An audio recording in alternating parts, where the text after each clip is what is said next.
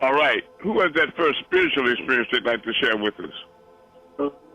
Go ahead, Hotep. This is Hotel. I had a dream This meeting this is being afternoon. recorded.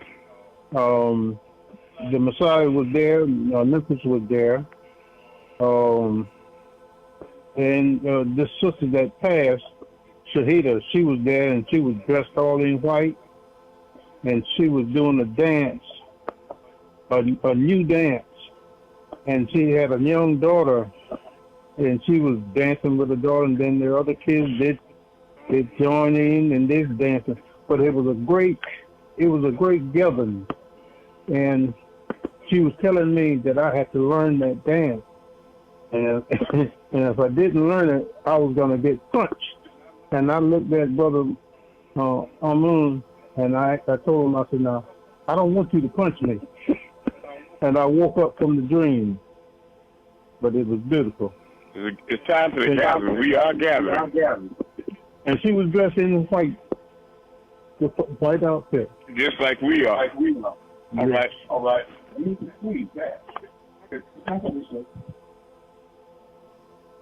Yeah, I too had a spiritual experience this afternoon while I was in the kitchen doing whatever, I forget.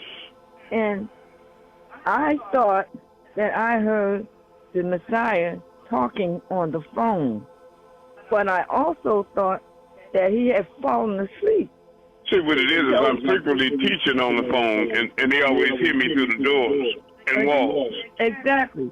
So I heard a few words that clearly that he had said before about he and Malachi getting together and finishing raising the 144,000 disciples. What I was saying is that I was telling Malachi, you know, you're being confusing because it was you at the end of one of your conversations that would emphasize, don't forget, speaking to me, that you and I have to finish raising 144,000. That's what I was telling him. But he said he was, in fact, he was asleep. He was in the spirit. And when the words that I heard him say, he spoke in the spirit, but I heard them with my physical ears, and that was amazing to me. Yeah, but I wasn't asleep. That's what it is.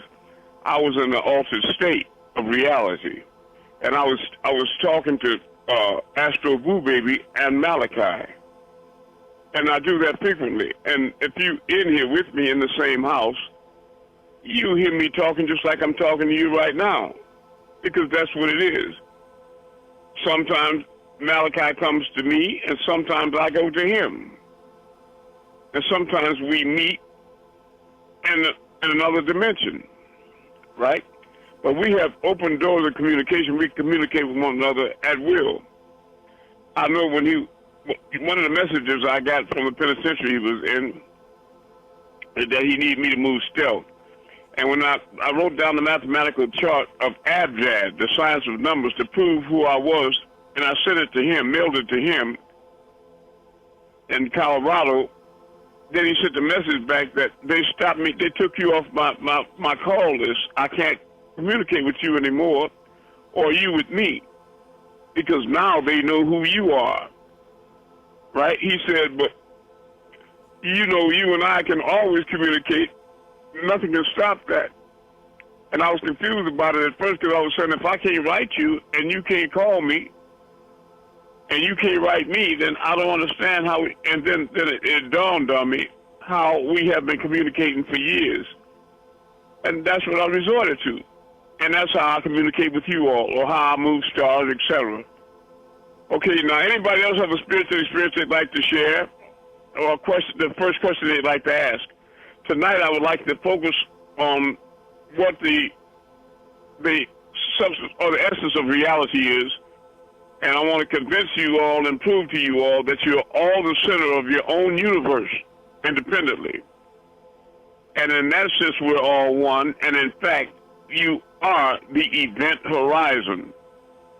You are the creator of your own reality. And we won't leave here until you're absolutely positive of that. And then the only thing you concern yourself with is how do I control or manipulate that reality into something that's commonly described as, say, heaven, right? All right, who has that first question? I have one. Hello? Very good. I got one.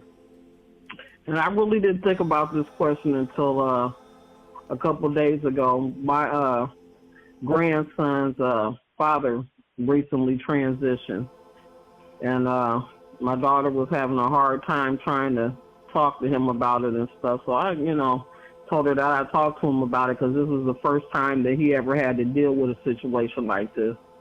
And as I was talking to them, they both asked me a question about the soul and the spirit.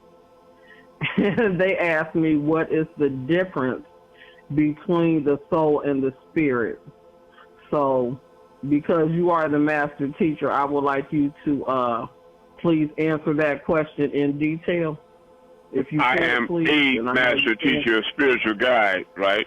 But the ultimate master teacher is Father Babianoon, right? Okay. But now the soul, the spirit is the shell of the soul, right? It encases the soul. Now, when you think of yourself as a living soul, you know that you possess a spirit that most people think of as an indwelling spirit. But the reality of your spirit is that it's a bright ball of light, etheric light in the center of your solar plexus with extensive rays that emanate from that source of light that ultimately, like X-rays, penetrate through the pores of your skin and through your body to form a sort of an atmosphere. Now, while at the same time, the combination or binding of the spirit to the mud of the human flesh creates the living soul. Because before the fall, or before you came down to this solid, actual, and time-bound realm of Nazareth, you were a simple electromagnetism, a spiritual being. So when you binded the spirit to the mud, you created the living soul. And the spirit itself is the shell that contains the entire spirit and the mud of the flesh, or the soul. Are you following me? Now, they have shelf lives. The only thing eternal is consciousness. The spirit lives millions of years. The soul lives, it extends past that, and it's shelf life. It lives 3-4 times longer than the spirit. But it's only your consciousness that's infinite. Because consciousness is non-location. The core consciousness can never expire because it's outside of time, places, and body. Wind can't dry it, water can't wet it, fire can't burn it, and the most powerful weapons can't destroy it because it's not a part of what you call reality. While your brain, the gray matter in your skull between your temple, it's an etheric organ, right? The most etheric organ in your body. Because as I was teaching a sister and a brother recently, your brain doesn't have bone or sinew, muscle, or any structure. So what it is basically water. It's a gel-like substance that if it were freed from your cranium, the two halves would just literally flop apart, and it would remain helpless on the surface of whatever place you laid it. What your brain is just a transmitter and a receiver for information, right? And what happens is that the problem with people is that they've been programmed to constantly transmit information through the polarity of what you call the pineal gland or the third eye. People always want to let you know exactly what they mean. They want to make themselves clear. They want you to understand. They're constantly trying to transmit, even when they're praying to God, with God, communing with Him, they want to tell Him what they need, what the problem is.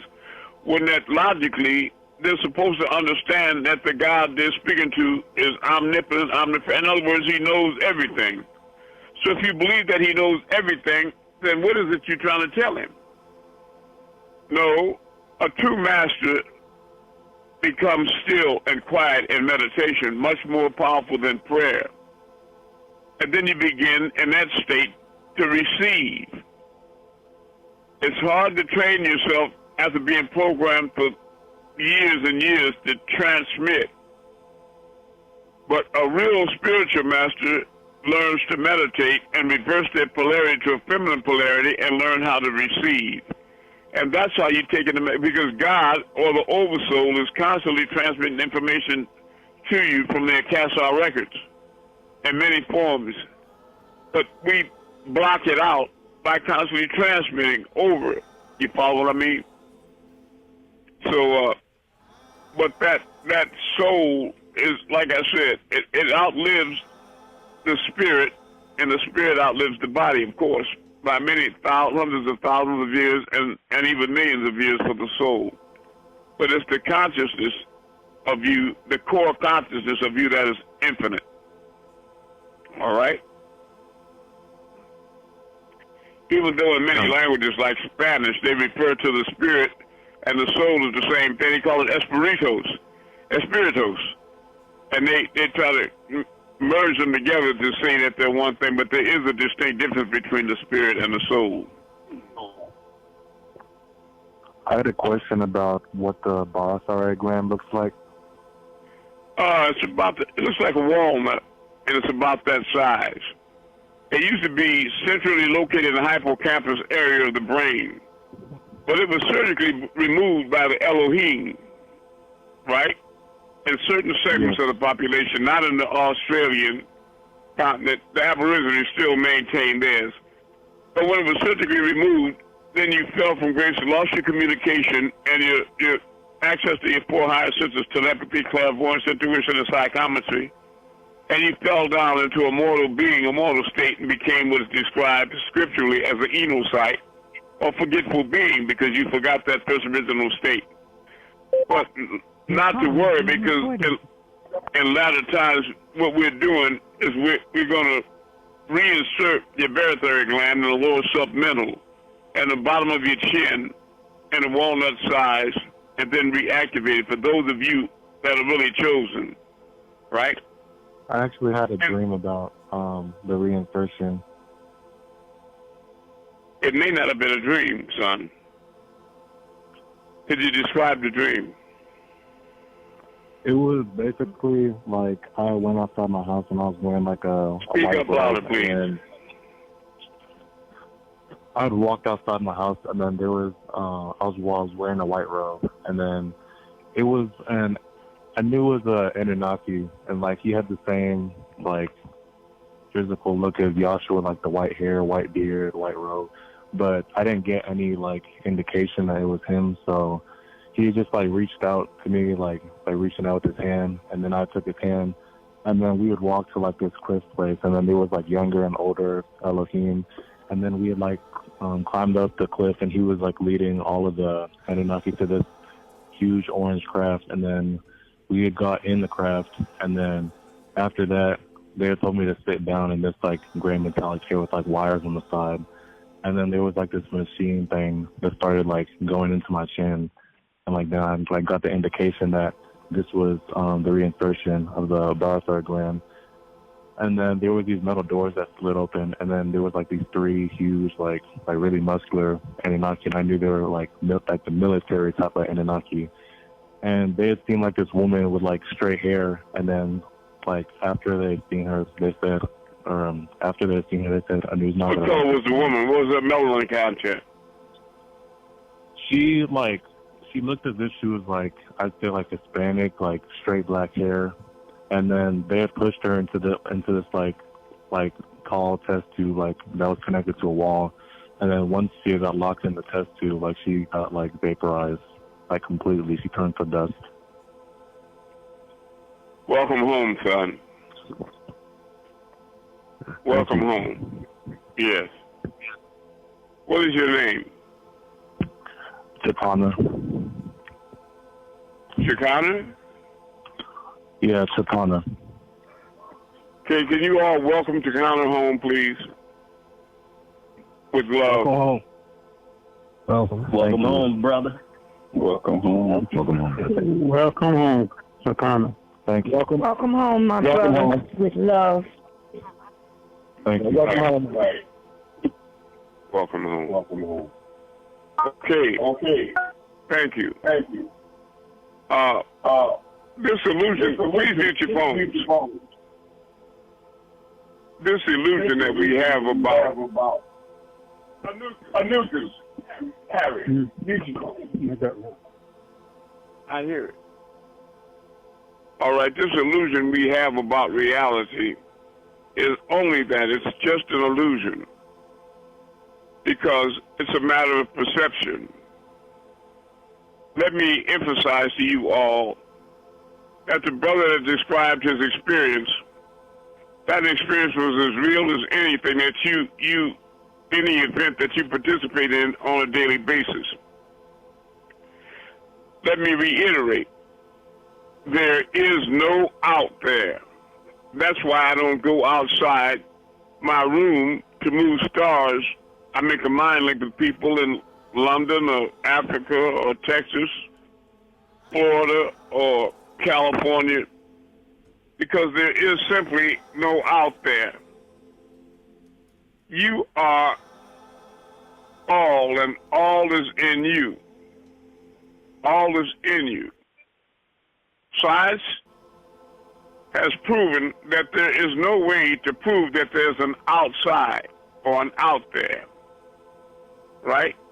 What you can call an out there is simply electric or photons, light waves that are converted into electrical energy that surges into your brain, into certain receptors, and then is directed into a rectangle box just centimeters long at the base of your skull and the back of your head. You understand? Like a movie screen, it's back there.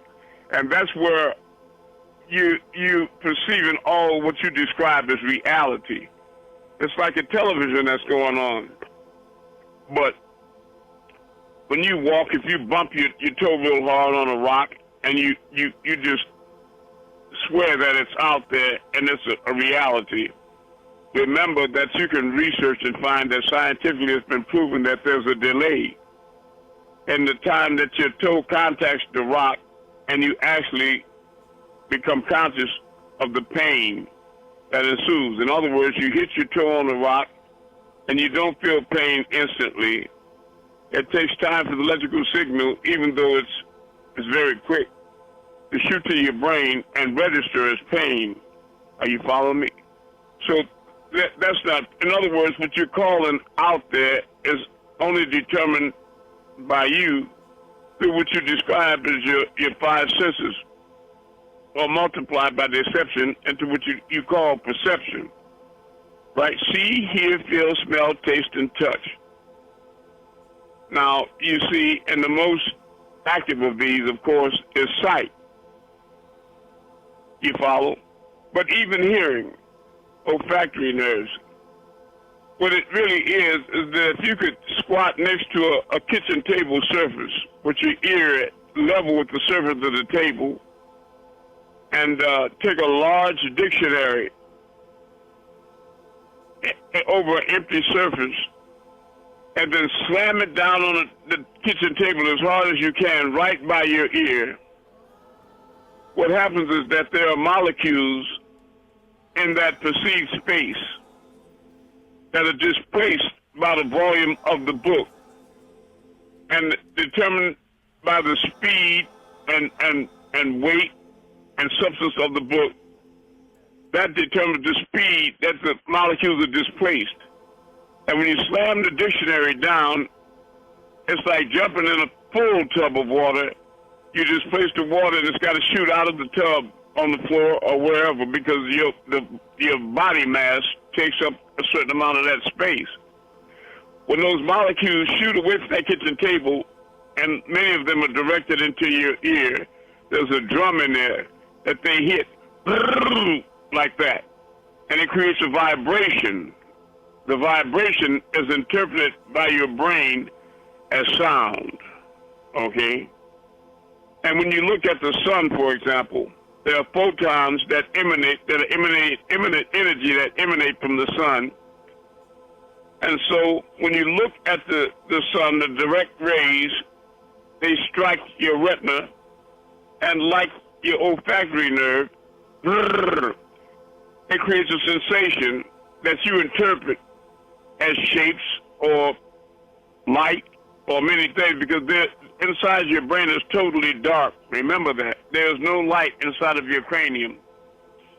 But evidence that these are photons drumming against your sensitive retina is the fact that the brighter or more intense the light source is, the faster the photons move and the harder they strike. So when the light is so intense, the brighter it is, you say, hey, that hurts my eyes, and you turn away. It's like a loud sound in your ear. It hurts your ears, and you turn away and try to cover them to protect, right? And your feelings, smell, like, oh, yeah, I meant to say olfactory nerves as far as your smelling and what have you, but yeah, all of these senses are multiplied by deception. And then, of course, you have 5 higher senses, telepathy, clairvoyance, intuition, and psychometry. But all 9 of them are multiplied because it's all a form of perception, to perceive something, right? Which is only through imagination, your interpretation of forms of energy. Now, I want you to understand the connection between thought and energy and what you call physical matter. Let's imagine that you walk into a friend's house and you're sitting comfortably in the living room, a pleasant temperature of 70 degrees. Conversation ensues, you're comfortable. Then they decide to get up and go and get some refreshments, make sandwiches and chips and a drink. While they're gone, you sit there by yourself. Your thoughts start to wander. And you remember this person, this man or woman that you had a relationship with, and they somehow, through skullduggery, abused you, ripped you off, embarrassed you, or disrespected you. And you were really wounded by that. And you were really hot. And just the memory of that happening, you start heating up uncontrollably. And you know how it is with your mind. The more you try not to think about that thing, the more motivated the thought becomes, and it starts to engross you. It starts to overwhelm you. And waves of heat come over you. And when your friend comes back in and they notice you got a little perspiration on the tip of your nose, your breathing is increased, right? Your nostrils are flared. And they say, what's the matter with you? You say, wait, but you have to catch yourself because you don't want to direct the anger at them. And you think to yourself, and you say, oh, bro, I was thinking about this nigga, this, that, and the other like that. You understand? So what have we established here? And I'm sure you all are familiar with what I'm talking about. So when you remember, just remember when you were abused in any kind of way. You are the last party in the conference. Somebody, please, is that 504? Amun, close 504. It's not 504. I'm in there. 504. I'm in 504. This call is being recorded. I'm in 504. Yeah. Well, listen, let me tell you something. It shouldn't be anybody in 504. They should all be in 267 or 712 or in Zoom. I keep saying the same thing over and over again. I don't want people collecting over there in that little sub room. And I keep getting guaranteed, by Zybri that he's going to direct people into other rooms. And I'm going to check tonight to make sure that it's really happening because he keeps agreeing to that. Okay.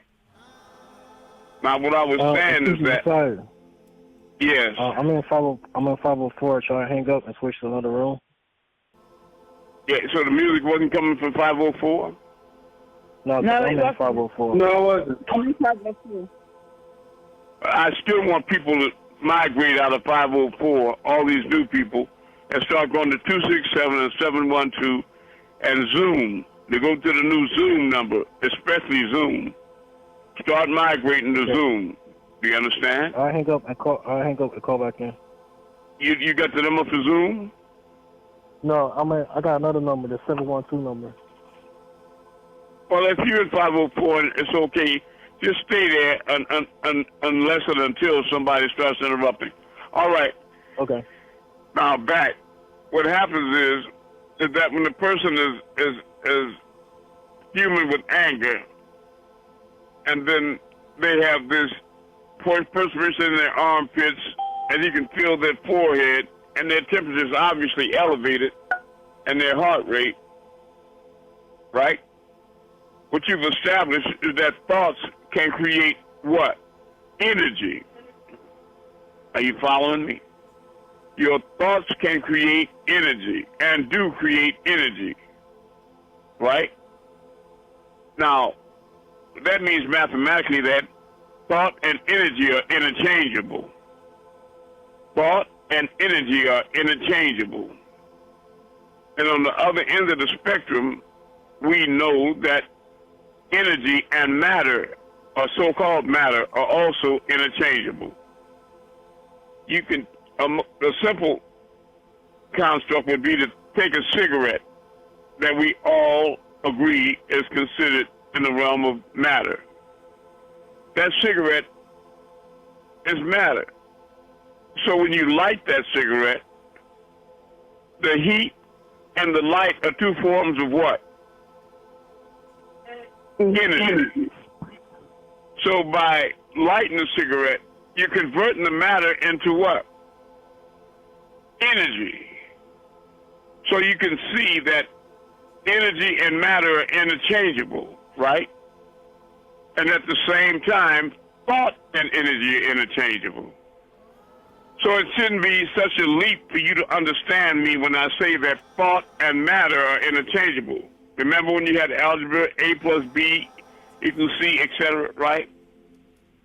So that if thought and energy are interchangeable, and they are, and matter and energy interchangeable, then mathematically you're saying that thought and matter are interchangeable. And that's the simplest way for me to prove to you that your thoughts are creating your what you call physical reality. Are you following me? But you have to learn how to direct your thoughts and channel your thoughts into making energy move in precise ways to create the reality that you want. For example, if you imagine that you have a suitcase full of money, or you want a brand new car or a new house, the reason why a lot of people don't manifest their thoughts is because you always reimagine things in two dimensions, like a picture on the wall that has width and height. And you have to understand that the three-dimensional reality, the one that you inhabit now, cannot reproduce a two-dimensional vision. Are you following me? So you have to learn how to think in 3D while you're in this realm so that it has height, your image has height, width, and depth. So if it's the car, imagine it's parked on the street, you walk out to it, walk around, examine it, you open the door and you go into the car. Smell the Corinthian leather, you start it up, play your radio, and drive so fast the telephone poles start looking like a picket fence, and you start experiencing the vehicle in a three-dimensional way. And then it can manifest for you. Are you following me? But you have to understand there are rules to this, to creating, right? And you can't do it haphazardly. All right. Now you have what you call a body that you imagine is inside of a room right now. But the truth of the matter is that the room you're in is actually inside of you. Understand me? The room, you're not inside the room. The room is inside of you. And even the brain that you imagine it with is also inside of you. Right? You think that your body is inside the room when you look down at your hand in relation to the distance of the wall comparatively. But it's not so. All of these things are inside of you. Now, I understand this. I understand this. Like I said, that's why I stay inside by your perception when people go outside by their perception to move stars. Because they imagine the stars are out there. But I know what I'm teaching you now, that all is in me. I'm in all, and all is in me. So why do I have to physically get up and go outside to move stars? Why? That's the beginning of the awakening. That's right, I don't. And so I don't. And you have to understand that there's no such thing as time or place. Where you are actually is non-location. And you can't, there's no such thing as up or down. You can't throw anything up or drop it down because Earth itself is not lying at the foundation of creation. You understand me? And if you wonder, how am I saying that every one of you individually are the event horizon, or better stated, are the center of your own universe, try to perceive existence as a ball, an orb. See a big white beach ball. Now, imagine I give you a black marker, every one of you. And the first sister walks up and she puts a black dot on that white beach ball, perfectly circular. The truth is that wherever she puts that black dot, isn't that the center of that ball? That's the center of it, wherever she places that black dot.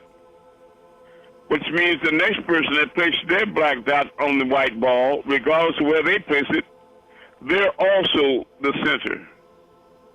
So it doesn't make any difference how many black dots I put on that round ball. Every one of those black dots is the center of that universe. And speaking of perception, the universe that you inhabit, or think you do, is just one of 7 universes on this side of the wormhole, and it's the smallest one. It's surrounded by 6 others, constantly expanding from the Big Bang, and will eventually reach its limits when it hits the perimeters of the other 6 large universes that surround it, that they too are expanding from their own particular Big Bang. And when your small universe hits the perimeter of those as they expand, then it'll begin to recoil or implode. And you want your consciousness to outpace that so that you can wake up before that ultimate end when your universe is squeezed back down into a tiny dot or nucleus again to gather heat and pressure and cause another Big Bang. Which, of course, is taught by Panabab Yanun. The Big Bang emanates from out of the right eye, the pupil of Amun-Rayay. I'm on the phone with you right now. Okay? It's going to take you a while to wrap your head around everything that comes through me. But with time and patience and enough questioning and study and having yourself on the right path of what reality is and how you're the creator of it, it'll start stimulating your imagination in a way that your thought will start traveling along the right path to uncover the reality of who and what you really are. Are you following me? Now, what I've said so far, what kind of questions do we have from that?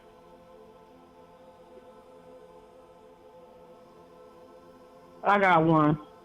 All right. Okay, so basically when manifesting in 3D, we must think as, just like you just looking like inside your room. You have to literally visualize everything in 3D. In order to manifest it on this plane, correct? Right. Mm-hmm. And when you imagine things, if you could just hold and sustain that vision for up to 70 seconds, it's guaranteed to manifest. You hold it twice as long, it'll manifest faster. But see, this is the secret that millionaires and very successful and powerful people already understand. They understand this, and that's how they're creating fortunes and fame and etc. and wonderful lives for themselves, because they're unlimited in their potential. It's only limited by the ability to imagine. And people that lack imagination are the ones that experience what you call hell. Now, I'll tell you the difference between a seraphim and a cherubim. Seraphim have imagination, very vivid. You ask a cherubim about the clock on the wall to give you a description, and they might say, what's the clock on the wall? And it's red. That's it. It's a red clock on the wall. You ask a seraphim, and they'll say, well, this is a ceramic clock with a plastic globe. It has Roman numerals on it, and it has a cord, but it also can be ran by batteries. They'll go into a lot of vivid detail about it, and that detail is what it is that can recreate reality. A cherubim lacks the ability to imagine in vivid detail, and thus they lack the ability to recreate mentally. And of course, the succession is the thought that creates the energy that shapes or forms what you call matter, right? So if you lack imagination, which is the attribute that connects you to the Most High and separates you from the animals, is imagination. You follow me? And the way that this world and society is set up, many children are born with fantastic imaginations. And they're discouraged from that. Many of you have had these little invisible playmates, Willie, or whatever it is, or little girls that talk with their little dolls and tea sets and imaginary friends. But you're taught by society, and your parents shame you out of it. You're too old to be playing with that. Stop talking about this. That you're getting too big for that, this, that, and the other. And they're shamed out of their imagination and their wonder, right? And it reconnects you with this dunya, solid, actual, and time-bound, and you become trapped, and you just become stop messing with the phone, would you? You become just an instrument for what you call the devil to program you and shape your imagination to create a reality that's beneficial to them and, of course, not to you, right? You can be programmed, for example, to believe that God and Jesus are white men. And if you are a Melanite being, that would be contrary to a reality that would be conducive to you. You follow me? Now, you go to a religion like Christianity or Islam, where the central figure that's charismatic to that religion is other than self and kind, and you read Hadith, for example, that state that Mustafa Muhammad al-Amin, sallallahu alayhi wa sallam, would head Jummah prayer on Friday. And when he went into prostration or sujud, from the vantage point of the congregation, the whites of his armpit were clearly visible. That's deception. Because he was a black man, but they failed to tell you that he wore a white jalabia. You follow me? But the fact is, if you imagine his armpits and indeed his body was white, then again, it's only natural for you to want to serve the messenger of the Most High God, Creator, who Himself, and your imagination has been created as a white man. Are you following me? Now they do this, and then you come out of that church or that synagogue or that masjid, and you see the white man has everything because of you creating it for him in your mind. And a more visible sense of that is that everybody knows that the African continent supplies all the raw materials that people use on the planet, the diamonds, the oil, the animals, the everything comes, the natural resources come from Africa, and they're stealing all that, in essence, from you and your progeny. You follow me?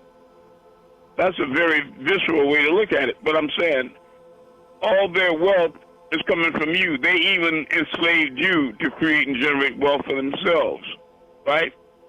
And now you've reached a point where you just imagine them as some superior, supreme being to you, when actually it's you that's their provider and benefactor. You're the source of their wealth and their power. It's you. You need to sit back and try to examine how exactly they're extracting this from you. And it's through mental manipulation. Many of their leaders understand these formulas that I'm describing to you right now. And they use psychology to extract heaven from you. And at the same time, when they invoke this white supremacy into your mind, then you automatically imagine that you must be inferior if they're superior. Or they'll use terms like the majority rules, which is only superiority mathematically. But when the reality is that people of color far outnumber white people on the planet. Do you understand the kind of subliminal things that the seeds they plant in your mind to manipulate you? The cherubim that lack imagination can't create anything, but they're using the real creators as aphids, like ants that collect aphids and put them on certain milkweeds to absorb the milk, and then the ants take them back to their colonies and milk the aphids. Are you following me? You are the gods that they're using to create creation, and then they milk you for the creation that you're creating, right? Because they themselves lack the ability to create. Now, like Obama said, don't boo, just vote. I don't want you to get mad. I want you to start thinking and learn how to break the spell. And I know there are people that get angry with the things that come through me, and I can tell you, don't get mad. Don't blame the speaker. Just be warned by the words. You hear me? Don't blame the speaker. Just be warned by the words. And don't tell yourself, not me, I'm not under that spell. I'm not under no spell. I'm not programmed. Anyway, I can't listen to more of this stuff. I'm missing my favorite, what, brother? Program? Yeah, I understand. You're being programmed 24/7. Do you imagine if you live in a house that people that live on either side of you that are talking on cell phones, if they in a relationship and they get in an argument back and forth, that those waves are going around you, they go through your walls? Obviously, because they're on either side of your home. And I hate you, asshole. I hope you die arguing back and forth. And those rays are going through your house, because they communicate with one another. But you somehow imagine that they go around you. They go right through you. And you think you're not being affected by that? Sometimes you wake up in the morning, you're angry, you don't even know why. It's because you don't know how to create a psychic self-defense or satellites and towers beaming all these Freddy Krueger and all these different things. And you begin a psychic self-defense. One way is to get spiritual packages from me. And I keep emphasizing to adepts and students, you have to play these things all night long. And they're so smart that they just bypass that. I don't need to do that. I study on this day or it's Friday or Saturday. It's like, how many times I got to tell you, pinhead? play it all night long. Keep this going in your mind all night long. But I have to be patient because I know you're still sleeping. You're trying to wake up. But I'm trying to get out your own way. In other words, you have to counterbalance that negative programming. And at the same time, you can use all of that previously to now dead time. Let's just round it off to say 7 or 8 hours that you could be used for pure study. And you keep programming yourself positively every night and reprogram yourself. Do you understand? And remember that your mind can only think of how many things at once? Only one thing at a time. You cannot think of two things at a time. So if you're being constantly filled with positive information and uplifting information, there's no room for this negative information to penetrate your psyche and keep you under the spell that you're under, unless you want to stay spellbound. Is that what you want? No. If you become a goon for these creatures, then some people are so programmed that they don't want to be awakened. You understand? Yeah. They want to remain a slave. And of course they imagine that they're not, but that's what they are. Because they imagine that these beings are creating helping them create a wonderful life. When the fact of the matter is that the wonderful life is being generated from them. They are the ants aphid. You understand?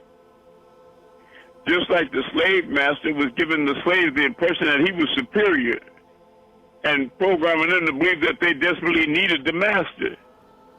When the truth of the matter is that the slaves were sustaining the master in high fashion while they lived in squalor and pig pens and shanty shacks, barefoot in the mud. The slave master, the cherubim, lived in mansions that were built by them. And they were in squalor, and they were, well-fed, clean, and lived in the lap of luxury.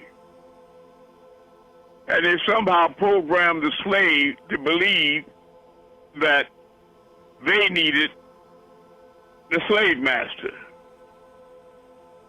Now, I think that's diabolical right there. That's diabolical stratagem.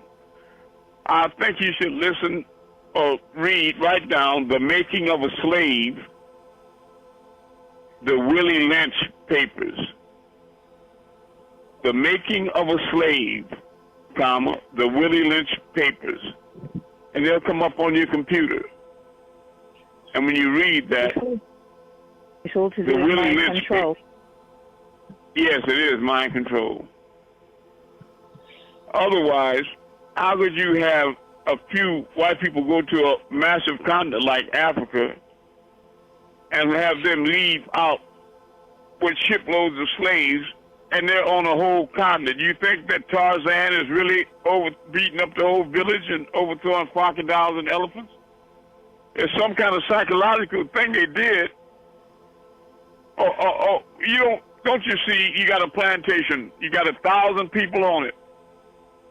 5 of them are in the mansion, the slave master and his family, and 995 are slaves. And 5 people are in control. You don't see it's some kind of mental. You understand what I'm saying? Yes. It's psychological. The devil has you under a spell, and you don't know it. You have to learn to break that spell, not to their detriment. You're not here to hurt anybody, but you want to experience the 100% of the real you and your own personal unlimited potential. But you'll never realize as long as you're under the spell. And it can be black devils. In fact, black devils would be the worst. You are the last party in the conference. All right. Now, what kind of questions have we generated? Would you be able to We need to open up that room right away. Identify that room right now and either drop it. Drop that room. I would like to know when you'd be able to take us to the Crystal City. Wait a minute. Hold your question. Drop that room with that background noise. Amun, Keeper. Amun. Are you here? Keeper. Which room is that?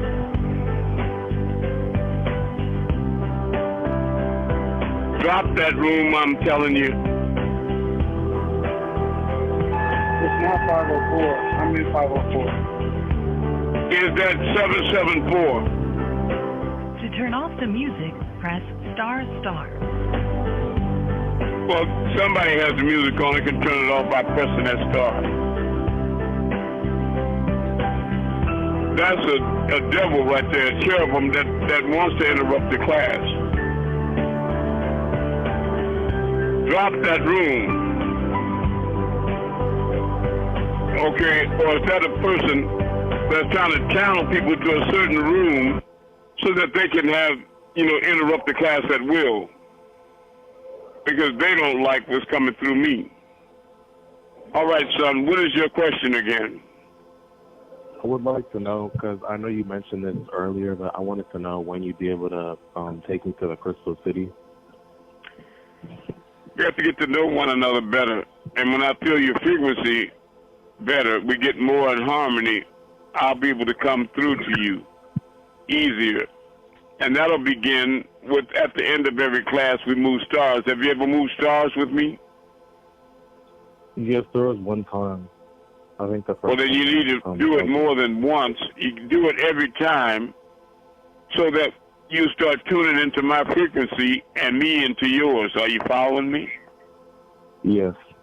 Once we're on the same frequency, it's just like we can be in two cars and we tune it into a radio, a specific station to hear a song. As long as we dial into the same frequency, we'll hear the same music. Are you following me? Yes. Right. So if you have cable and I have cable, and I'm looking at a picture on my channel 19, if you tuned into the same channel 19, we'll be looking at we'll be in the same reality, won't we? Yeah. I'll be seeing and hearing what you see and hear, and likewise. That's how we have a meeting of the minds. Are you following me? It's frequencies. Yes. You see, what people are calling reality is just a very tiny frequency band amidst infinite frequency bands. In other words, it's like one channel on a cable set that has, 400 different channels or frequencies. You dial it. This is a very tiny specific frequency range. Are you following me? And if you dial it, but now I'm taking you all to a higher frequency. Are you following me? It's just like you have military and police band radios. They deal on different frequencies so that optimally the public can hear what they're saying, right? You hear what I'm saying, son? Yeah. Because they're dialed into a specific frequency range. And they communicate clearly with one another. But you have to know that you are not only a transmitter, but a receiver. So sometimes, inadvertently, in the 50s and 60s, you all remember you put your television on, and then sometimes the programming would be interrupted by a taxi cab or the police coming over your TV. You pick up other frequencies. Or simpler, you would dial somebody on your phone, and then somebody from Canada would interrupt the frequency, and you say, who are you? Where are you at? I'm in Canada. How you go? I don't know. How do you follow what I'm saying? The frequencies would cross. Well, you have to learn how to direct control your frequency so that you tune into my frequency and I tune into yours. Are you following me? because the possibilities are infinite. You follow what I'm saying? But I can do it, and I do it. When you go outside your home or domicile, and you look up in the sky, and you pick out a specific star, and while we're talking on this phone, we're transmitting and receiving. When you ask me questions, I give you answers. We're vibing on a certain frequency, son. You hear me? Yeah. So by the time the class is over, many of you are vibrating on my frequency. So when you go outside and you see a star, I can see the star through your eyes. That means we're on the same wavelength. You follow me? And if you keep doing that, I'll get familiar with your frequency and I can tune into you at will. You follow me? Not just to move stars, but anytime. And there are people here.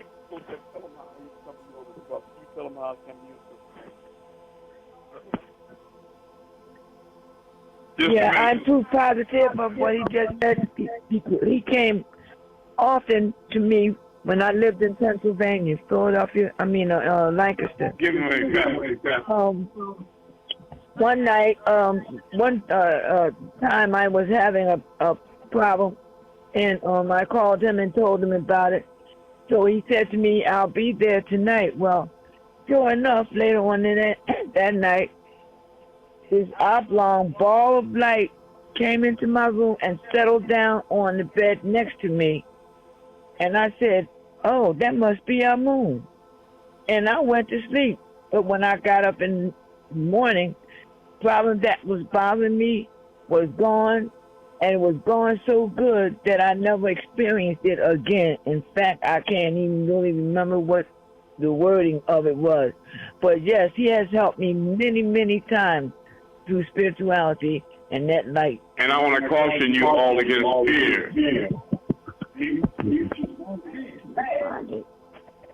I have to caution you all against fear, because this is the emotion that vibrates the very slowest, the most sluggish, and it solidifies you, makes you a fixity.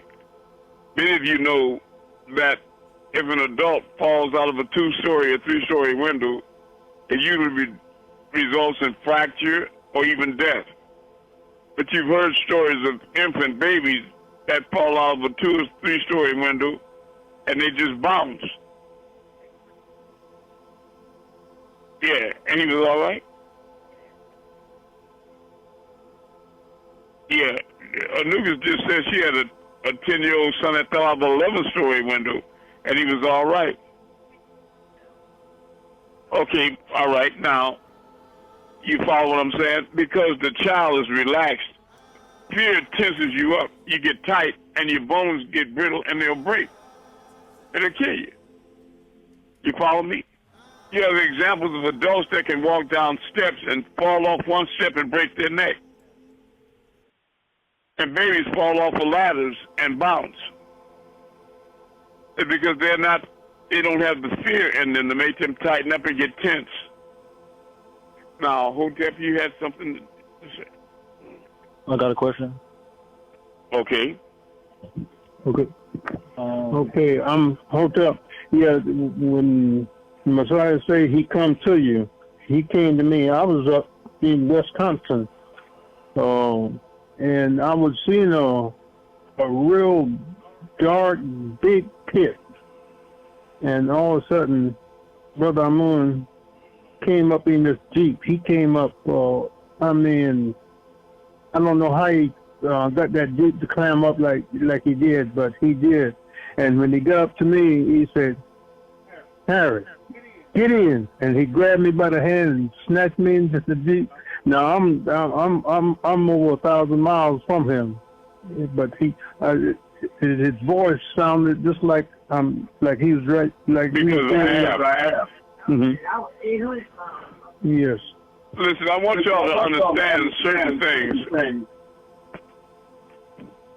There's no such thing as here or there or now and then or you and me. We're all one in the same place at the same time, vibrating on different frequencies. So when you take a telephone, like a cell phone, a handheld set, there's no landline. There's not connection to the walls or the power lines or anything. So in essence, what you're doing is talking into the palm of your hand. And even if you in Africa, I hear you just like if you in the room next to me. You can call it technology if you want to, but the reality is called quantum entanglement. We're all in the same place at the same time, vibrating on different frequencies. You're talking into the palm of your hand. There's no connection to me at all. It's mental. You follow me? And I can hear you as clear in Lancaster as I can right here. Well, the thing is once you start understanding that clearly, then you can put the phone down. Would you be able to say what a new scent smells like? Would I be able to see what now? A little clearer and louder. Would you be able to ask? Would you be able to say what a new smell smells like? Because I know there's like a specific scent, and his favorite scent is musk, which is my favorite scent. Because when I asked 001, he like also goes by the first elder. He said that I didn't understand, son. Your words are running together, and you lowering your pitch. You have to speak up one word at a time. Slow down, very clear and loud and distinctive. Go ahead. So when I asked 001, who goes by the first elder, he said that I'm of my father. 001. Who's the first? The first elder is Panababianun. Is that the question? Who's the first elder? I'm the last elder. In the Holy Tablets, the first elder was Akashio. Wait a minute, you're doing it again, son. If you want to be a teacher or a communicator, you have to learn that people have to understand what you're saying clearly. So slow down and separate your words and be distinct and make sure every word is heard loud and clear. Okay, say it again. In the Holy Tablets, I remember there was specific pictures, and the first picture of the elders was Akatriel. Okay, go ahead.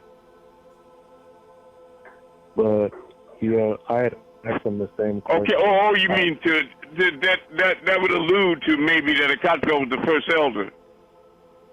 You have the Holy Tablets, right? Everybody get your Holy Tablets and go to chapter 6. Hand me mine over there, please. Chapter 6, tablet 4, verse 168. Back, go to verse 167.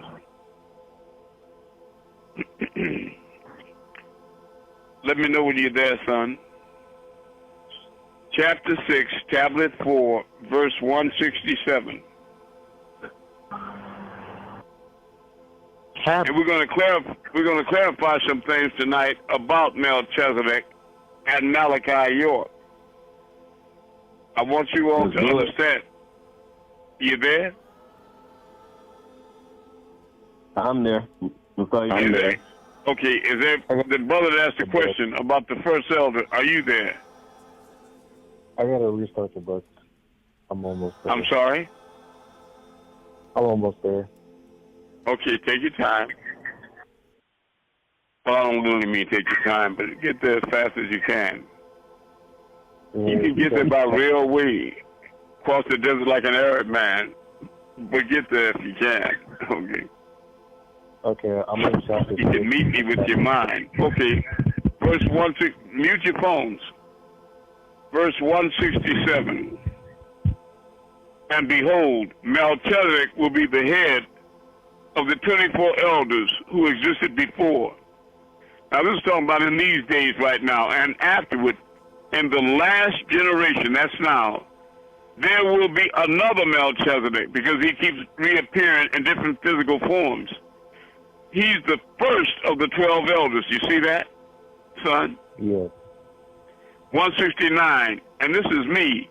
and the last, the 12 elders, and the last, because you got 12 agreeable, 12 disagreeable, and the last will be head of all, a great archpriest, the word and power of Anu, who will perform miracles greater and more glorious than all the previous ones.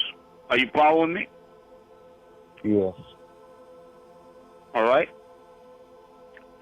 And while we're here, let's go to chapter 19, son. Tablet 6.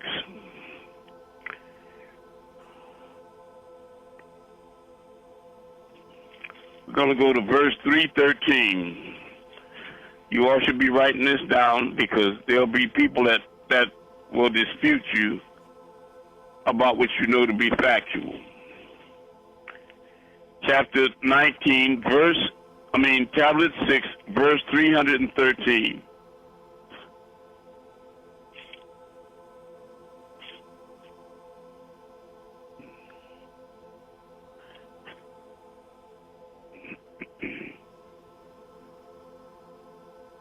Melchizedek is the son of righteousness.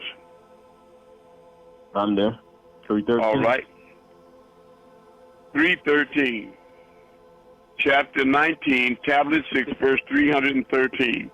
Behold, the Son of Righteousness stands before you with the scroll of Malachi, that's these holy tablets, that rebukes the liars for their transgressions, and who will prepare the way for the Messiah. So, Melchizedek will prepare the way for the Messiah by turning the hearts of the fathers to the sons and the sons to the father, or else I, Malachi, will strike the earth with utter destruction. Now you are ready to move on towards the next level and ready to accept what I was giving you originally, a teaching that none can stand against. You were the meek that are here to dumbfound the wise, and so we are at the beginning again with Sufi and Thezim. Only now we are Sufi under the Amun, the ancient mystic order of Melchizedek, the beginning of their end. You can't be fooled by any religious doctrines of any kind. No, not nowadays. You have your first tool, this holy tablet, not someone else's interpretation like King James Version. Your own scripture that will dispel all the lies, causing all false things to perish, making the truth come to light. Are you following me? Now stay where you are and back up a few more pages and go back to verse 165. Chapter 19, Tablet 6, verse 165.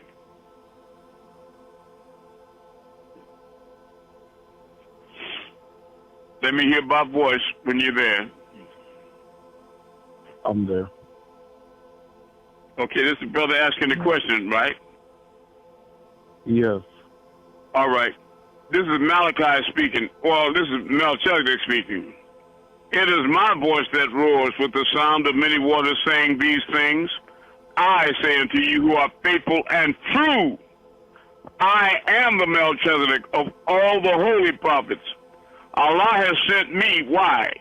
To give good tidings, to prepare the way for HaMashiach, or Al-Mashi, the real Messiah, and to show you things which must shortly come to pass, and prepare a way straight for him. For I have declared it in my very own scroll of Malachi, right? Yes. Okay, now let's go back to chapter 6. And I want to throw some light in dark corners about this Melchizedek and Malachi.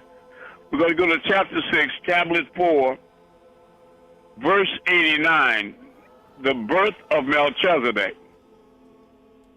I want you all to be crystal clear about the connection between Malachi and Melchizedek. Chapter 6, tablet 4, verse 89. The birth of Melchizedek. Of the tablets, it says that Apatra is the first of the 24 elders. Okay, say it again, son. On page 942 of the Holy Tablets, it says... It says Apatra is the first of the 24 elders? Yes. Okay, well, you're talking about different situations. That could be let's for example, if he was the advent of the 24 elders, the first that was incarnated and manifested, that wouldn't be the same thing as the first of the 12 that are associated with this project here on Mission Earth. Are you following me? So you're saying that In there's 12 that are here now? There's 24 here, but you have 12 agreeable. See, you belong to a realm on Earth that couldn't exist without the illusion of separateness or polarity. So you have to have night in order to create the illusion of day. You have to have up in order to have down, or male to create the illusion of female or separateness. You have to have here as opposed to there. Right, you follow me? To create the realm of opposites. You have to have 12 agreeable balanced out by 12 disagreeable. You understand? If you didn't have day and night, there would be no concept of time. You follow me? But we know that that's not relevant because the earth is round and it revolves around the sun. It also it has 8 different motions at once. It also revolves on its axis. So that out of 24 hours, 12 hours of the day the earth is facing the sun, but as it rotates, the surface of the earth that was facing the sun is eventually facing away from the sun.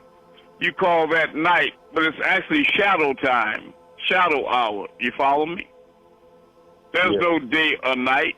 It's perpetual night. Blackness is infinite, infinite, infinite blackness. And then it revolves again, and the sun appears to rise, which means that it starts coming back into view again around the curvature of the earth. And you call that the crack of dawn, the sunrise on the horizon, or Horus rising. Anyway, I don't want to... Let's go to the birth of Melchizedek. Chapter 6, tablet 4, verse 89. Are you there, son? So chapter 6, verse, what tablet? 4, tablet 4, verse 89.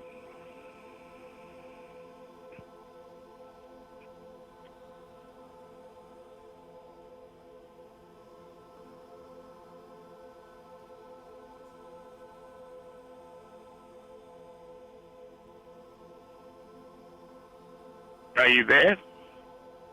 I'm almost Chapter there. 6, tablet 4, verse 89.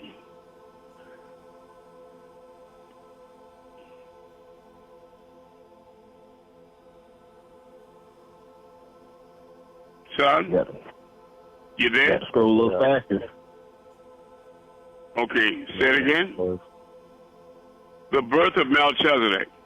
And Methuselah says that and Methuselah says to the people, here is near, also New Namnir, the Vesi, by which he was to be born on earth, being without earthly mother or father. He will be in front of your face from the present day as the guide of the princes of the earth. The princes of the earth, the children of the Elohim, whom the chosen people of Israel shall worship. And the people answered Methuselah, let it be so for us. And the word of Elionel, who is Anu, the Almighty Creator, be just, as he said to you. And while Methuselah was speaking to the people, his spirit was convulsed, and kneeling on his knees, he stretched out his hands to heaven, praying to Elionel, who is Anu, the Almighty Creator. And as he was praying, his spirit went out. And near and all the people hurried and constructed a sepulchre for Methuselah, and they placed him incense and reeds and many holy things, and near came with many praises, and the people lifted up Methuselah's body, glorifying Anu. They performed the service for him at the sepulchre which they had made for him, and they covered him over. And the people said, how blessed is Methuselah in front of the face of the Elohim, and in front of the face of all the people. And from there they assembled. And near said to the people, hurry up today, bring sheep and bulls and turtle doves and pigeons, so that we may make a feast of the sacrifice in front of the face of Elionel, who is Anu, the Almighty Creator, and rejoice today.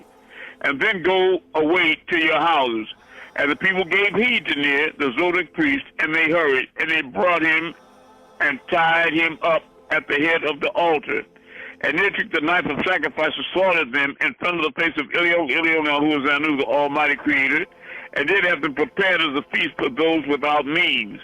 And the people ate well and made merry in front of the face of the Elohim all that day. They glorified Anu of the Elohim, the Savior of Ner. And you see pictures of Ner and Suphanim, his wife. 104, and in front of the face of the people, and from that day there was peace and order all over the earth in the days of Ner, 202 years. And then the people turned away from Elionel, who was Anu, the Almighty Creator, and they began to be envious one against another. And people went to war against people and rose up against race and struggled and insulted one another. And they create names for those whom they worship, names as Yahweh, Adonai, Baal, Dagon, taking these names, supplanting them over their idols of ignorance.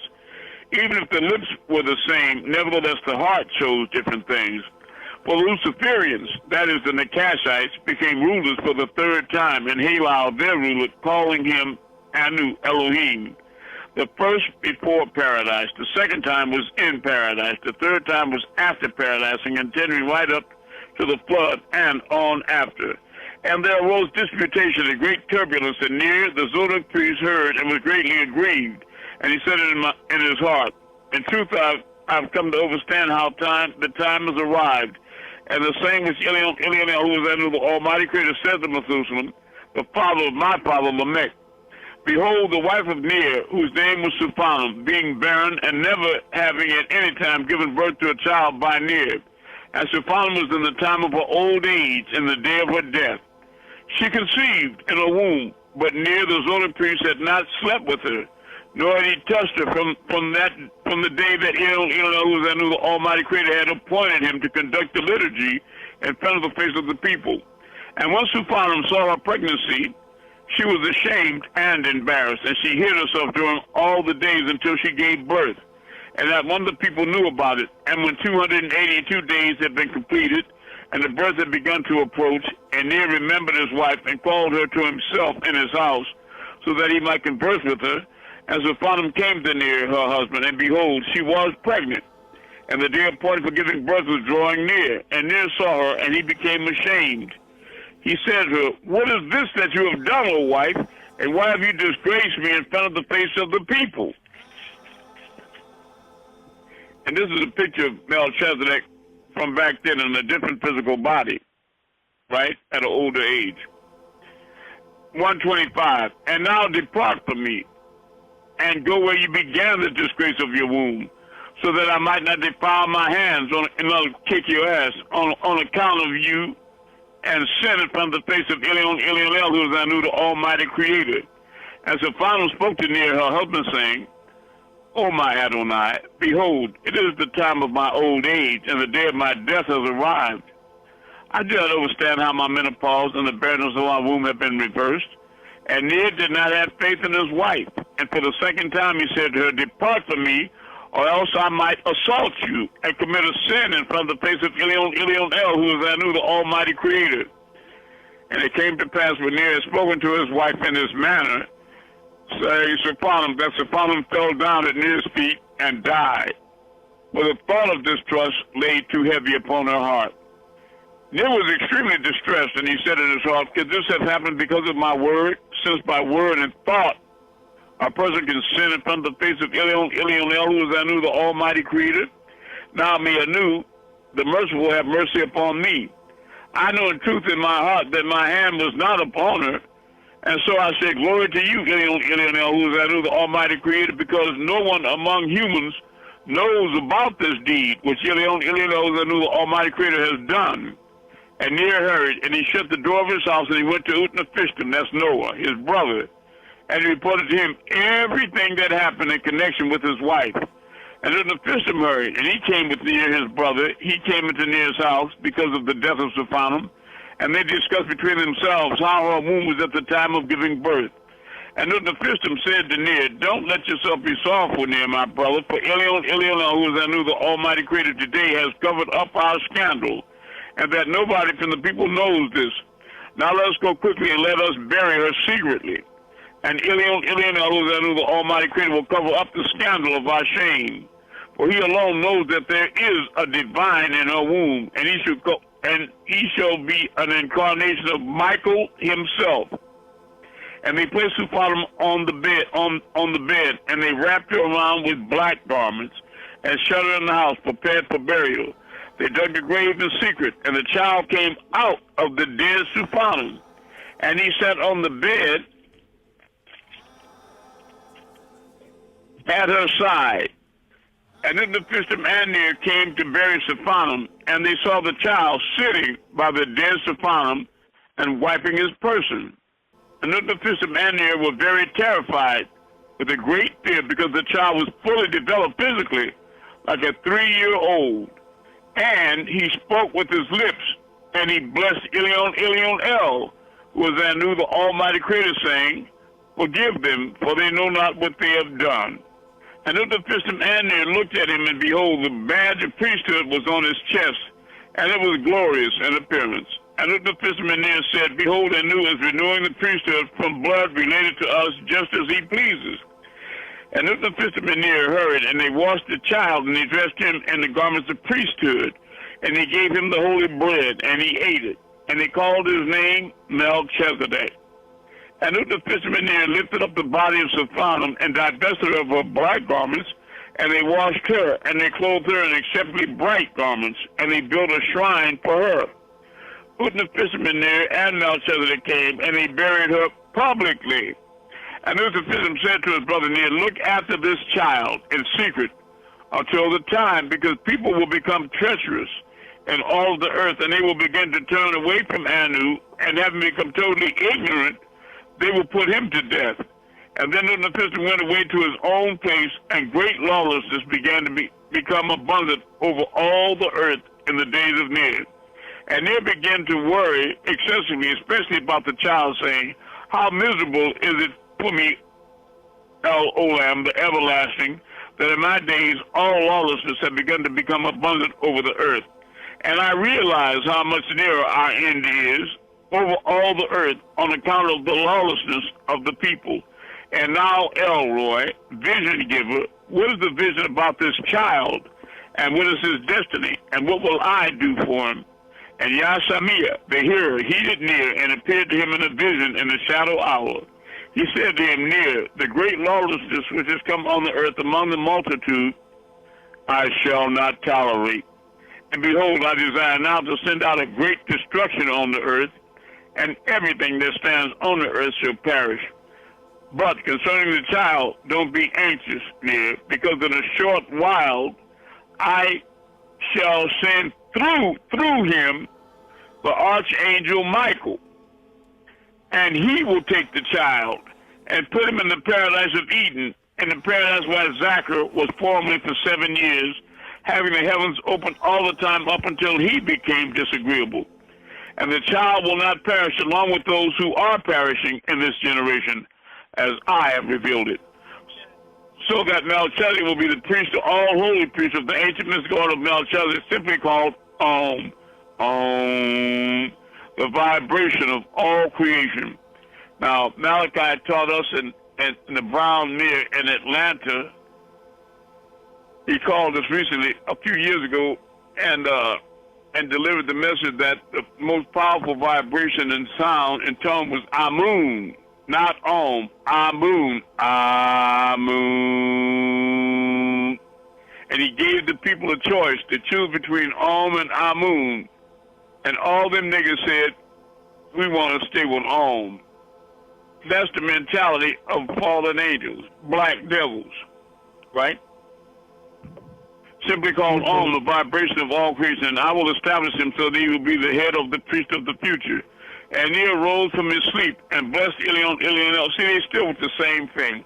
When the Most High commanded them to bow to that man, they refused. That's why they were cast down, hated and cursed and despised and cut off, right? And cast down into the earth.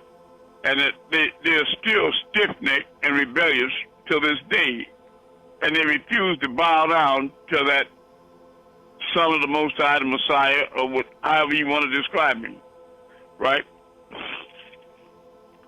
Who made appear to him his whole sin. Huh? I'm sorry, Messiah. It's 10:30. Yes, I love you. Question. I know. I'm aware of it, but I'm just going to keep reading. Saying, blessed be Anu of the Elohim of my fathers, who has told me how he has made a great priest in my day, in the womb of my wife, because I had no child in this tribe who might become the great priest.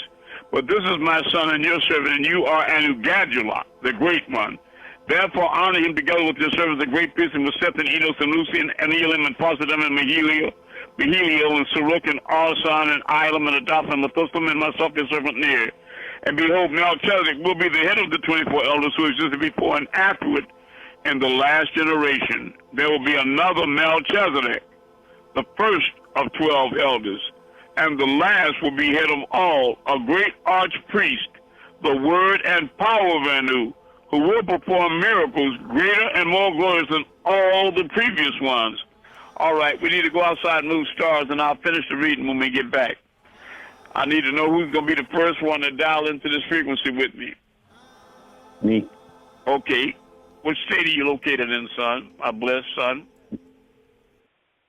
Georgia. Okay, very good. Let me know when you can see your star or the moon or whatever it is you're going to move. I'm out here right now. What are you looking at?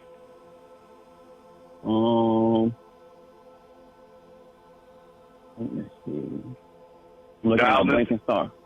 A blinking star, okay. What are you going to do with it? You going to move it left, right, up and down, in circles? What are you going to do with it? In the name of Amun. In the name of Amun, I'm going to move it right. Move it right.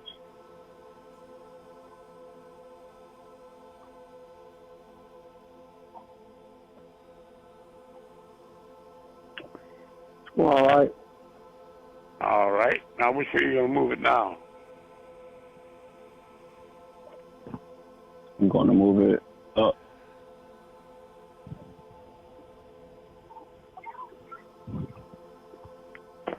Oh, shit. It's going up.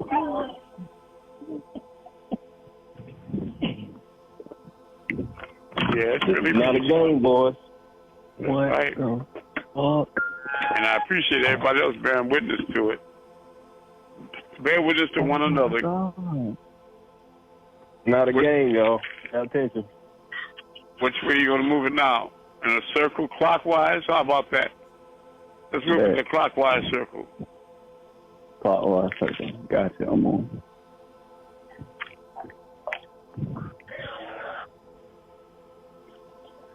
It's going clockwise. You see it, son? Yeah, that's it. Going clockwise. All right. Okay. Next person. I will. Bear witness to it. I will. All right, go I ahead. will. Anukas, go ahead. What are you going to move? Yeah, I'm here. What are you going to move? I'm going to move a star right over my head. Okay. What are you going to do with it? I'm going to move it up in the name of Amun.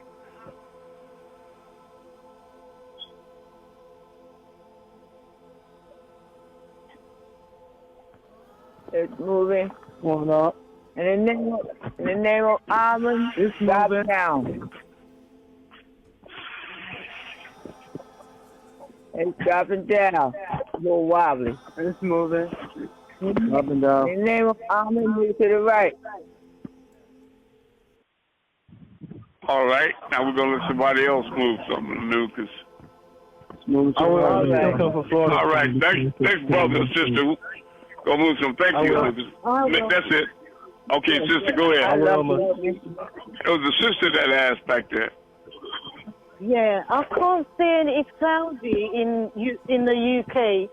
I can see a moon. I can't see any. That's all right. The stars. moon is fine.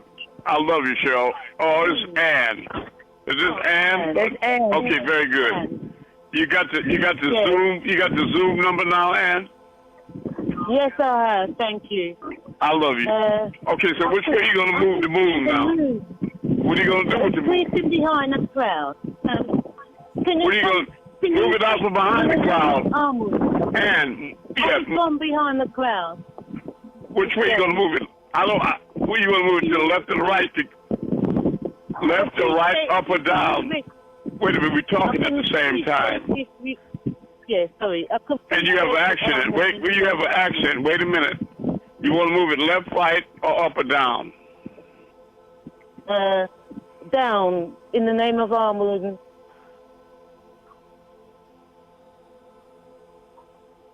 Move the moon to the down.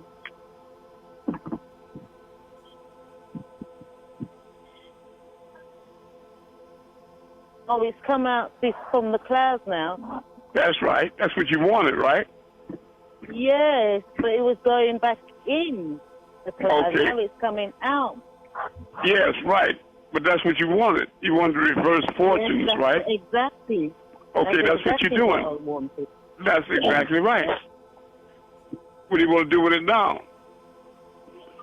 In the name of Amun, move it to the moon to the right. To the right? To the right.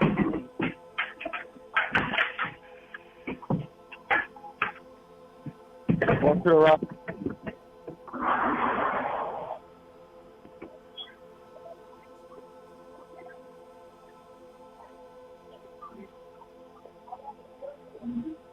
Okay, how far you going? Thank you. I love you. All right. One more person. I'll go. Okay. Okay. Let me go. All right. The brother said I'll go. Please mute your phones. What are you looking at, son? I'm looking at a star. All right. Now, this is me, the last elder, performing miracles greater and more glorious than all the previous ones. Even though I read the Man of Many Miracles that Malachi moved the star one night for brothers in Brooklyn. Right? But he's not moving the whole universe like I can do. Okay, go ahead. Where are you going to move? I'm going to move it clockwise in the name of Amun-Rayay, the one only true Messiah. Star, move clockwise. What? It's moving clockwise. Moving clockwise. Oh. And I can see the auras around the trees. And the auras around the trees, right. What he's saying is that my energy at certain times, whether you're in London or Africa or Florida, when I move stars or something to that effect, you see the trees and buildings and everything around you light up with a big blue aura, right? Yep. Like a wonderland. You understand me? So anyway, let's go back to I love you. Let's go back to our tablets right now. I just wanted to give you all an example of what was read in the tablet so that you know this is not another Bible or some niggas like chicken heads sitting around talking about what they know. This is the real creator moving in the earth, right? And you should be aligned right here with the star people, period. Wait, master teacher, I'm outside. Can you just do one more? Okay, one more for you. Okay, where are you located? I'm in South Africa. In South Africa? Very good. Okay, now what are you looking at? A star or a moon? What do you want to move? I'm gonna move a star. Okay, I see it. What are you gonna do with it? Left, right? Let's move it to the left. To the left. Yeah.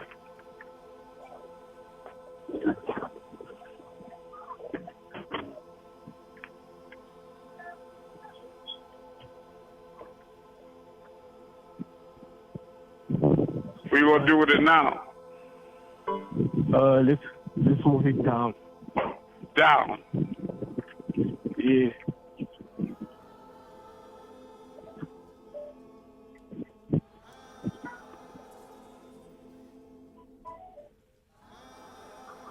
Okay, could you just move it clockwise, clockwise?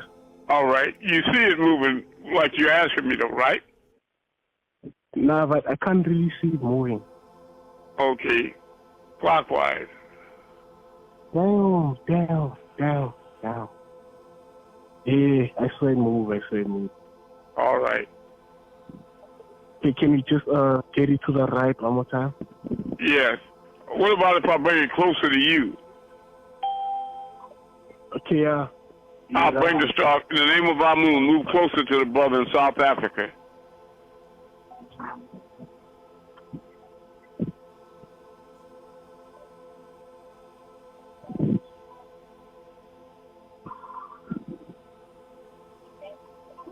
Now go back out. Does moving the stars using the name of Amun still work if you're not in this call actively? When you one is vibrating on my frequency and you with me, it works. And you can't do it sustained after a while once you dial into that frequency permanently. Because you ascend to that level of consciousness. You follow me? Yes. But right now, I'm moving things with you all. You understand? So I'm giving you help. It's like riding a bike and I'm being training wheels, you know what I mean? So you won't fall? Yeah. That's all. But I'm not, let me be clear, I'm not doing anything that you can't do. That's why Jesus said that one day man will do greater things than I. Are you following me? Yeah. I opened up the class telling you all that you are all the event horizon. You are all the center of your own universe. In other words, you are all gods. But yet we are all one. And this one universal mind you call Pa'ut is in control of the entire creation. I'm one with Pa'ut. I'm the son of the Most High Creator. Because the Most High Creator is the only entity that's in contact with every mind and every being and creature in creation. Are you following me? That's how you know it's me, because I can contact every mind in creation. You follow me? In fact, I'll move the whole creation for you in South Africa. Are you still looking up? Yes, I am. Okay, I'm going to move all the stars to the left in the name of Amun. Yeah. Okay, I'd love to see that.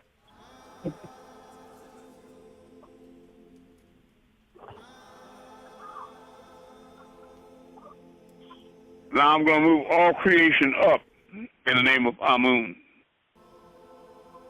Move. Wait, you see all of them, right?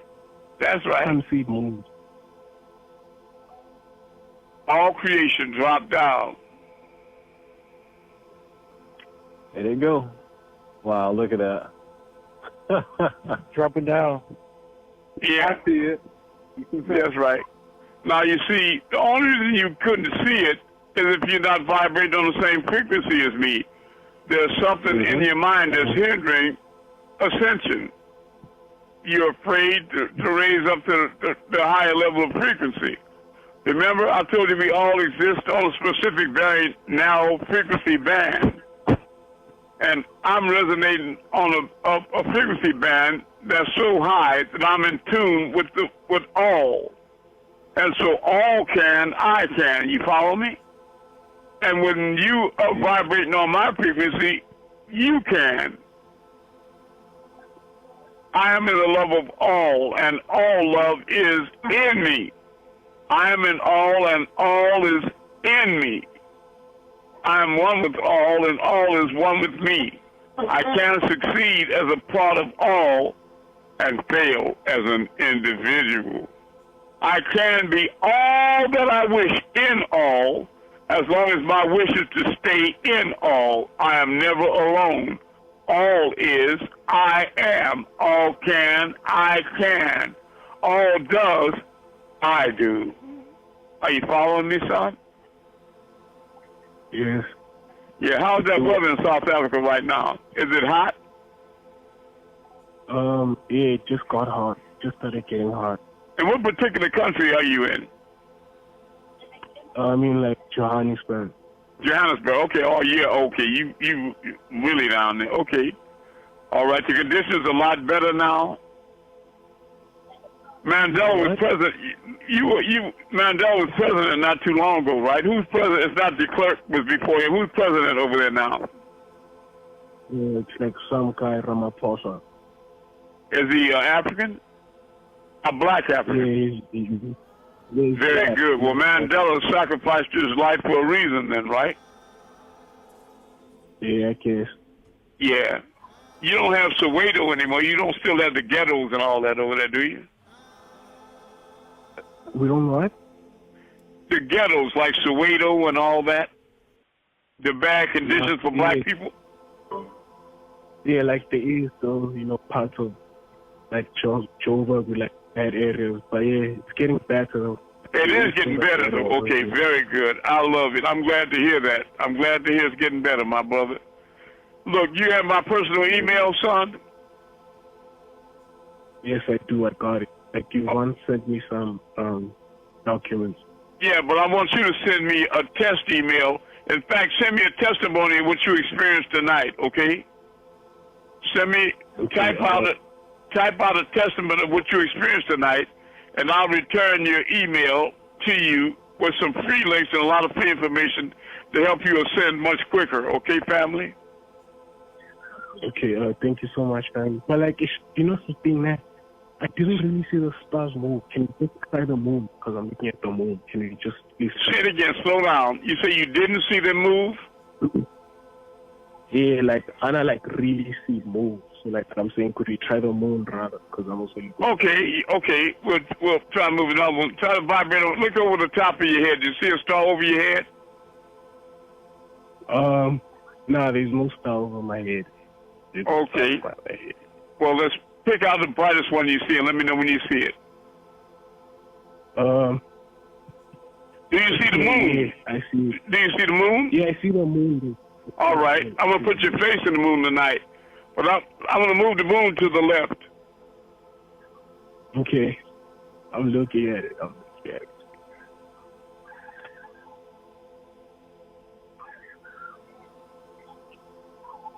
Now I'm going to move the moon up. Mm-hmm.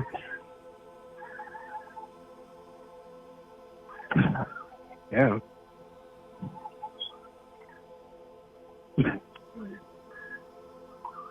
Now I'm going to move the moon down.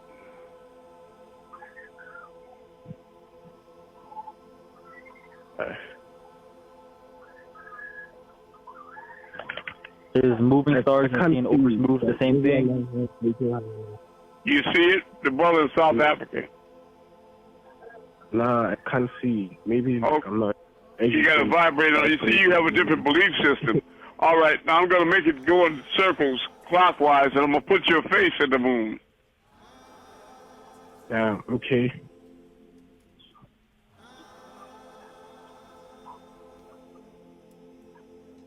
You start seeing the surface change colors. Yeah, I can see that. That's right. That's your image coming into the moon. My what? Your image. You can see your eyes and your mouth is moving like it's talking.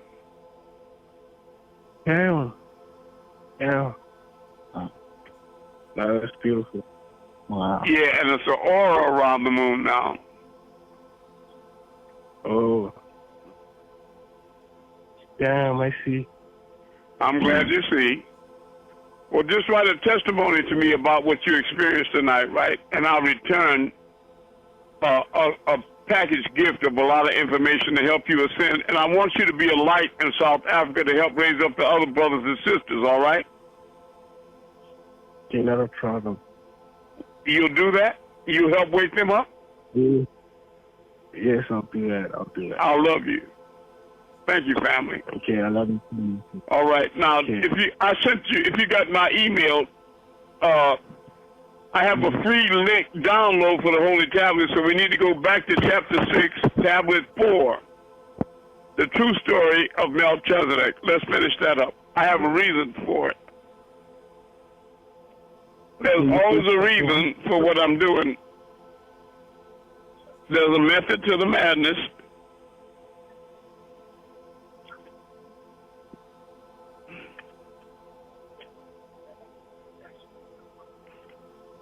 Last we know, Sephanim had fell dead at the feet of her husband Ner.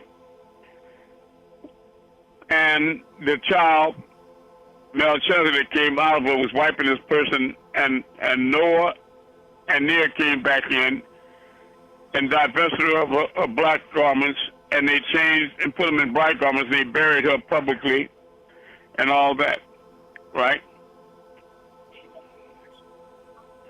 And now we had just passed by 168, and after in the last generation there will be another Melchizedek. That's Panebabianun, the first of 12 elders, and the last will be head of all. That's me, a great archpriest, the word and power of Anu, who will perform miracles, greater and more glorious than all the previous ones. He, Melchizedek, will be priest and king in a place called Akusan, also called Agartha and Shambhalat. That's where the center of Allah comes, the sacred ash. That is to say, in the center of the earth where Zach's birth plan was created, and there will be his final grave. That's what they buried Melchizedek in the center of the earth, the one that was before Noah's flood. And in connection with the archpriest, it is written, now he also will be buried. They're talking about me. I was also buried there. I told you all I died 3 times. Where the center of the earth is, just as Zachar also buried his own son there, Abel, whom his brother Cain murdered. For he laid for 3 years unburied until he saw a bird called a jackdaw, how it buried its own. I know that great confusion has come, and the confusion of this generation will come to an end. And everyone will perish except that of Nephishtim. My brother will be preserved. And after there will be a planting from his tribe, and there will be another people, and there will be another Melchizedek, the head of priests, reigning over the people and performing the liturgy for Elion, Elion, El. See, he keeps changing bodies, but the Creator sends the same Spirit through him to deliver light messages to the world, right? And he's the priest over the other elders, right? But the head of the elders is the Messiah, right? Who is Anu, the Almighty Creator. And when the child had been 40 days in his tent, Elion, who is Anu, the Almighty Creator, said to Michael, that's the angel in heaven, go down unto the earth to near the Zodiac priest, and take my child Melchizedek. He's ordering Michael to go down and take Malachi, or Melchizedek, who is with him, and place him in the paradise of Eden for preservation. For the time is approaching, and I will pour out all the water unto the earth, and everything that is on the earth will perish. So people are thinking that Malachi is Michael. He's not. Michael hurried, and he came down when it was shadow hour, and there was sleeping on his bed. And Michael appeared to him and said unto him, thus says Elion, who is Anu, the Almighty Creator, Ner, send the child to me, whom I entrusted to you. And Ner did not realize who was speaking to him, and in his heart was confused. And he said, when the people find out about the child, they will seize him and kill him. Because the heart of these people is deceitful in front of the face of Elion, who is Anu, the Almighty Creator. Ner says to the one who was speaking, the child is not with me, he lied. I don't know who you are. And he who was speaking to him answered, don't be frightened, Ner. I am one of the Elohim. Listen carefully, I shall seat myself firmly in the heart of this child. Anu has sent me, and behold, I shall take the child today, and I will go with him, and I will place him in the paradise Eden, and there he will be forever. And when the 12th generation shall come into being, and together there shall be 1,070 years, and there will be born in that generation a righteous man. That's me, Ahmed. And Elion, who is Anu, the Almighty Creator, will tell him that he should go out to that mountain where stands the Ark of Nephishtim, your brother, that is the land called Turkey. And he will find there even another Melchizedek, who has been living there as a Muslim for 7 years, hiding himself from those people who sacrifice to idols in the name of Tawheed, that means oneness, so that they may not kill him. Ahmed will bring him out, and he will be the first priest and king in the city Salem in the style of this Melchizedek, the originator of the priest, and they shall call him Al-Kedar. Then they changed his name to Al-Kedar instead of Michael, like the green one. And from that Melchizedek, the priest will be 12 in number, until the great one, that is to say the leader will bring out everything visible and invisible. The leader is Ahmed. That's me. So if you go to chapter 11, Fatah, where is the glorification of Michael?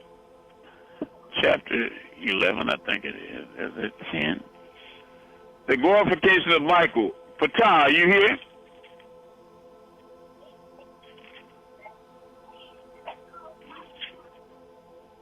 Is it chapter 11? The glorification of Michael. Somebody help me find the glorification of Michael.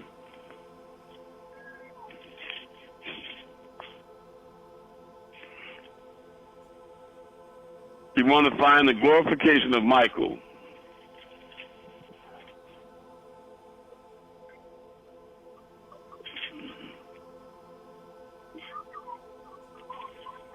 Fatah, who knows the Holy Tablets here? Yep. Where's the glorification of Michael, Fatah? Tablet. Chapter 13, I think. No, it's not. It's chapter 11, tablet 30. Remember, he said that the leader would come and make everything visible and clear. I'm telling you, the leader is Ahmed, myself. Chapter 11, tablet 30. Let me know when you all are there. June, are you there in Florida? I'm there. Yes, I'm here. All right. I'll mute myself. I'm there. Chapter 11, tablet 30. The glorification of Michael. Lo, O Zachar, cursed be him Halal. In other words, curse the devil in the very hour the Anunnaki returned to the throne, and we are returning right now. For when this hour of creation had ended, the Anunnaki ascended the throne, and the arch Anunnaki wouldn't stood beside him. In a crescent in front of the throne, that's this ring. 7 in number, Michael, son of Nikan, Dabkin, Gabriel, son of Raphael, and Samuel, Raphael, son of Pipiel, and Piquel, Israel, Anu, Id, Uziel, Uriel, the son of Azariel, and Mephiel, the 7th Anunnaki. Michael sat at the feet of Elion, and the splendor of his glory fell upon him. Perfection and purity, wisdom and love, the like of which only Elion has. Elion said, in thy name, O Michael, do I now find the session of the kingdom Malachut, shall it be. The realm between me and Zachar. You know, Malachut is the realm of the angels between Nasut and Lahut. The realm between me and Zachar. As long as male and female living beings should bring forth heads, have babies unto me, this kingdom shall not cease to glorify thee. Then verse 10, let the leader, Ahmed, son of Abdul, approach the throne. Then the end is near. I have approached the throne, and I'm telling you, the end is very near. I hope y'all hear me. Can y'all hear me? Yes. You hear me too? Loud and clear. Well, we're quotable. That means closer than your own jugular vein. There ain't no time to be no rebellious nigga right now. Stop it. Don't overtalk me. Let me talk to me. Give you guidance. Keep having something to say, a naughty dispute, a rebellious. Every time I tell you to do something, no, this way, I'm going to do that. No. Damn that. I'm thinking, no. We don't have time for that. I know what to do and how to do it. Just would you please work with me and stop, get out your own way. I love you all. I love you more than you love your own selves. Believe me. It's called Aish, or divine love. We don't have much time. Tick-tock. Let's do this. And the brother in South Africa, what is your name, family?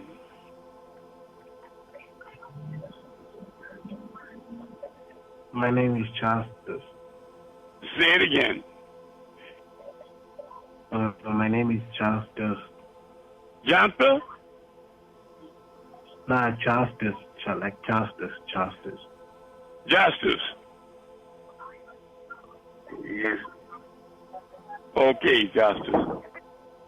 Everybody, please welcome Justice home in love, please. Welcome home, Justice.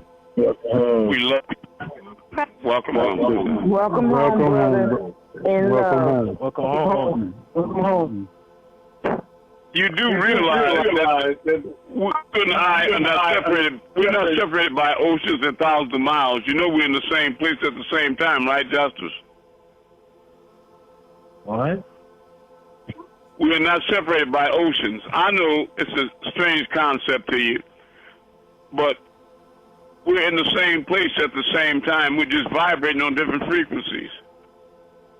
It's like when you look at a picture on television and you can see yourself in Zimbabwe or Sudan, and then the scene changes and you're in France and Europe, you know what I mean? But the television is not moving. It's in the same place at the same time. They're just shifted frequencies that create the illusion of shifted places and things. You know what I mean, right? Okay, I get you now. Okay, yeah. But we're all in the same place. You talking on a cell phone, right, son? Yes, I'm on the cell phone. Okay, well, you don't see any electric telephone lines going to a pole, do you? What? Your phone is not connected to an electric phone line, a telephone pole, is it? No, it's not. It's a cell phone, so you're really talking in the palm of your hand, aren't you? Yes, I am. Okay, well, I can hear you just like you're in the same room with me. It's because you are in the same room with me. Do you understand? I don't get that. I know you don't, but you will, okay? You're omnipresent. You're everywhere at the same time. In other words, you are the all. Can't add to it because where would you get it from? And you can't take away because where would you put it? You follow me? You are a God, brother. You hear me? Yes, I do. And a God is omnipresent. He's everywhere at the same time. He's not located in any locality. He can't be here or there. In fact, it's always an illusion because when you say over there, you spell it T-H-E-R right there. If you take the T off there, what does it spell? Here. That's right. And you say where? Take the W off where? What does it spell? Here. Right. And if you supposedly die, you go to the here, the where after?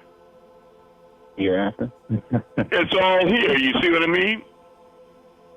And today is just a continuation of yesterday. You follow me? And tomorrow never comes.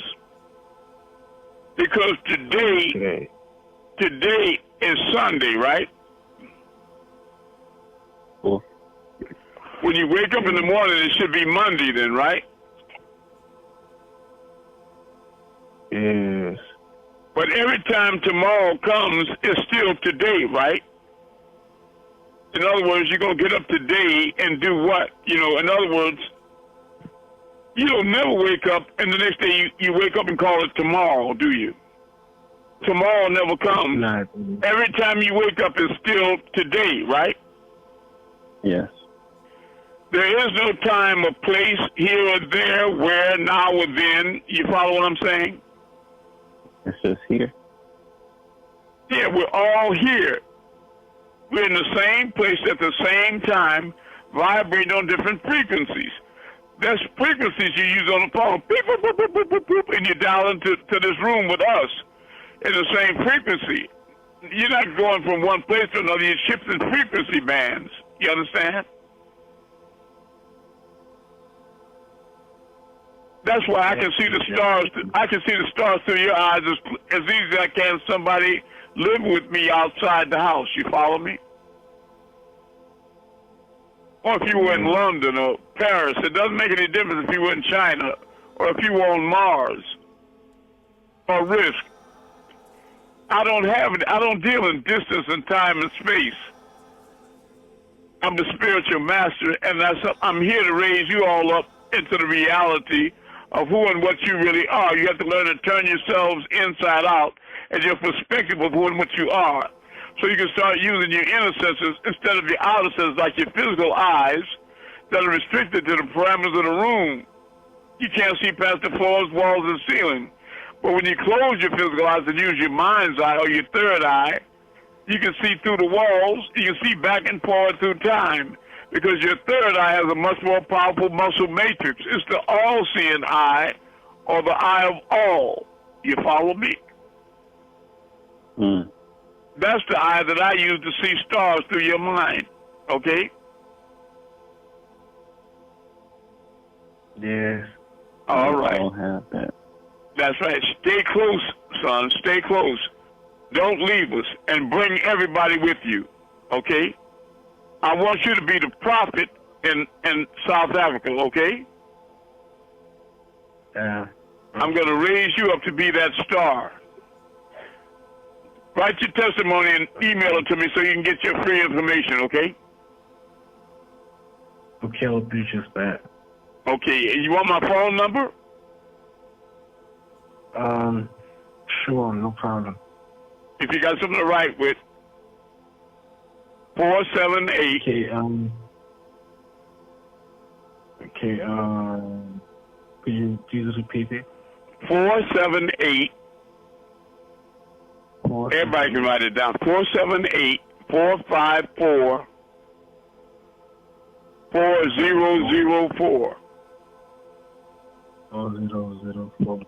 And another one you can reach me at, because I'm hard to reach, you can reach me at 215